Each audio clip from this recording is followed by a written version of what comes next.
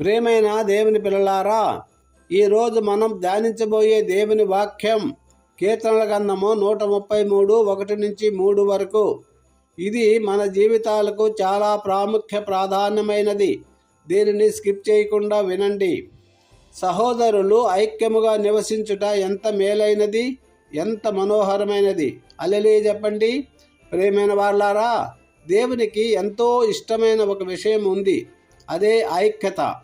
మనం ఒకరితో ఒకరు ప్రేమతో, శాంతితో ఐక్యముగా ఉండటం దేవుని హృదయాన్ని ఆనందపరుస్తుంది. దావీదు ఈ కీర్తనలో 2 ఉపమానాలు చెప్పాడు. మొదటిది, అది అహరోను తల మీద పోసిన అభిషేక తైలం వలె అని చెబుతుంది.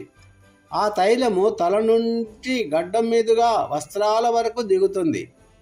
దీని అర్థం ఏమిటంటే, ఐక్యత అనేది దేవుని ఆశీర్వాదం ప్రవహించే మార్గం. ఎక్కడ ప్రేమ ఉంటుందో అక్కడ క్షమ ఉంటుంది. ఎక్కడ సహోదర భావం ఉంటుందో అక్కడ దేవుని ఆశీర్వాదం ప్రవహిస్తుంది. రెండవ ఉపమానం, దావీదు చెప్తున్నాడు, ఇది హెర్మోను పర్వత మంచు సియోను పర్వతాలపై పడినట్టు ఉంటుంది. హెర్మోను పర్వతం మీద పడే మంచు ఏమి చేస్తుంది? భూమిని తడిపి పంటలను పెంచుతుంది. అదేవిధంగా మన జీవితాలలో ఐక్యత ఉంటే దేవుడు కొత్త జీవం, తాజాదనం, ఆశీర్వాదం ఇస్తాడు. ఉదాహరణ, ఒక కుటుంబంలో చిన్న చిన్న గొడవలు ఉంటే ఆ ఇంట్లో శాంతి ఉండదు మిత్రమా. కానీ అదే కుటుంబంలో అందరూ ప్రేమతో, పరస్పరం గౌరవంతో ఉంటే ఆ ఇంట్లో ఆనందం ఉంటుంది. అలాగే సంఘములో కూడా విశ్వాసులు ఒకరినొకరు ప్రేమిస్తే దేవుడు గొప్పగా పనిచేస్తాడు. మిత్రమా, కీర్తన 133 చివరలో ఒక గొప్ప వాగ్దానం ఉంది.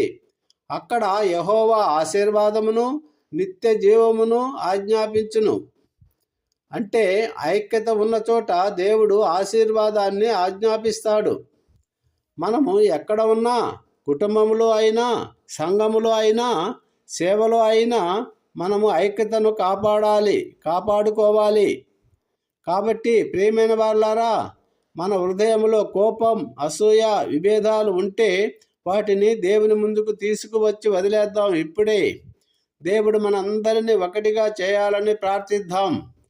ప్రియమైన పరలోకపు తండ్రి, మా కుటుంబాలలో, మా సంఘాలలో ఐక్యతను అనుగ్రహించుము.